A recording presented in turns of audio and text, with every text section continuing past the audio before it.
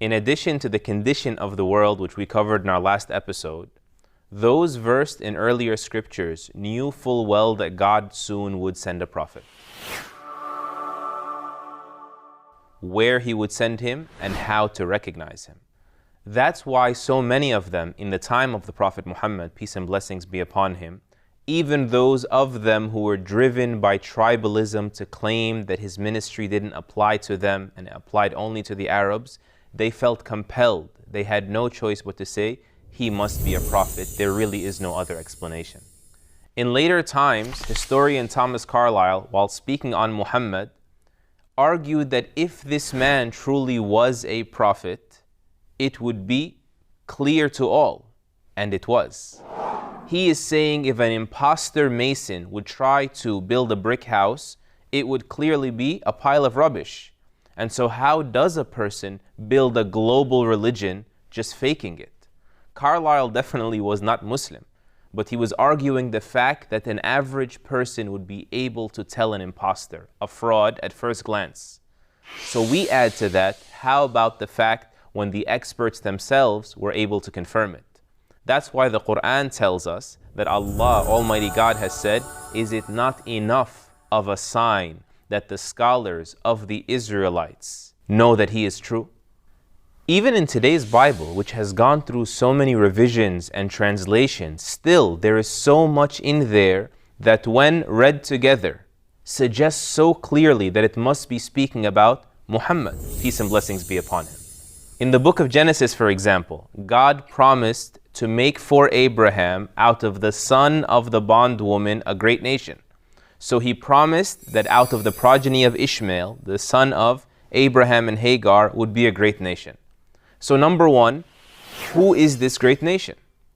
Only the Arabs historically have ever traced their lineage as a people back to Ishmael in a way that can be proven. Number two, who can be called a great nation in biblical terms except a nation of monotheists, people that believe in the one true God? So they are a great nation that sprouted great in number and then became great actually after the Prophet Muhammad cleared them of the idolatry and the pagan worship that had corrupted their pure creed. Thirdly, as also discussed in the Bible until today, there is the well that Hagar was granted. This is the well of Zamzam. If you want to see a blessing, if you want to realize that this place is special, this is an underground source of water that have existed for thousands of years now. 10 million people today visit every single year that city in Mecca at that well and take gallons home with them all the time, and it has yet to dry up. And then the servant of Isaiah, who will bring justice to the Gentiles with an army of 10,000 strong, where? In the villages where Kedar lives. Kedar in the Bible is one of the sons of Ishmael. Who will bring justice to the nations? Jesus, peace be upon him, did not bring justice to the nations, and his noble disciples were martyred for God's sake for holding on to their values. Moses, peace be upon him, did not bring justice to the nations, rather he died, according to the Bible, off in the wilderness in frustration of the rebellion of his people.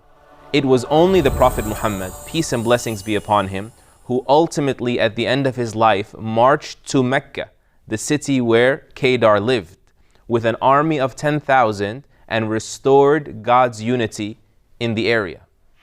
And then we consult the book of John, when John himself was asked by the priests and the Levites, who are you? They asked him, are you Christ? He said, no. Elias? He said, no. That prophet? He said, no.